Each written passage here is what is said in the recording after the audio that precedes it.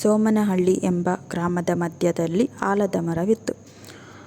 ಆ ಊರಿನಲ್ಲಿ ಒಬ್ಬ ರಾಜು ಎನ್ನುವವನು ವಾಸಿಸುತ್ತಿದ್ದನು. ಅವನು ಆ ಆಲದ ಮರವನ್ನು ತುಂಬ ಹೆಚ್ಚಾಗಿ ಪ್ರೀತಿಸುತ್ತಿದ್ದನು.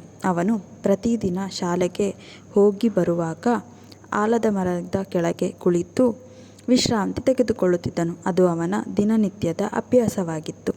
ಒಂದು ದಿನ ಶಾಲೆಯಿಂದ ಬರುವಾಗ ರೋಡಿನ ಹತ್ತಿರ ಬಿಸಿಲಿನಲ್ಲಿ ಒಬ್ಬ ಮುದುಕ ಕುಳಿತಿರುವುದನ್ನು ನೋಡುತ್ತಾನೆ. ಅದನ್ನು ನೋಡಿ ಅವನು ಬಂದು ಹೇಳುತ್ತಾನೆ, ತಾತ, ನೀವು ಇಲ್ಲಿ ಕೂರಬೇಡಿ, ಇಲ್ಲಿ ಕೂತ್ಕೊಂಡ್ರೆ ನಿಮಗೆ ತುಂಬ ಆಯಾಸ ಆಗುತ್ತೆ. ಆಲ್ರೆಡಿ ತುಂಬ ಬಿಸಿಲಿದೆ. ನೀವು ನನ್ನ ಜೊತೆ ಬನ್ನಿ, ನಾನು ನಿಮಗೆ ಮರದ ನೆರಳಿನ ಕಡೆ ಕೂರಿಸ್ತೀನಿ ಅಂತ ಹೇಳ್ತಾನೆ.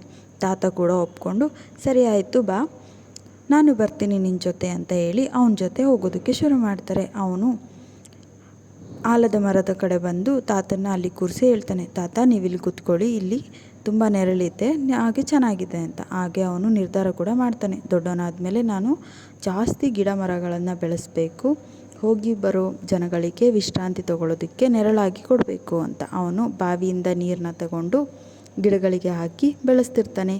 ಹಾಗೆ ಗಿಡಗಳಿಗೆ ಯಾವುದೇ ಥರದಂಥ ಹಾನಿ ಆಗದೇ ಇರೋ ಥರ ನೋಡ್ಕೋತಿರ್ತಾನೆ. ಹಾಗೆಯೇ ಅವನಿಗೆ ಅದು ದಿನನಿತ್ಯದ ಅಭ್ಯಾಸವಾಗಿರುತ್ತದೆ.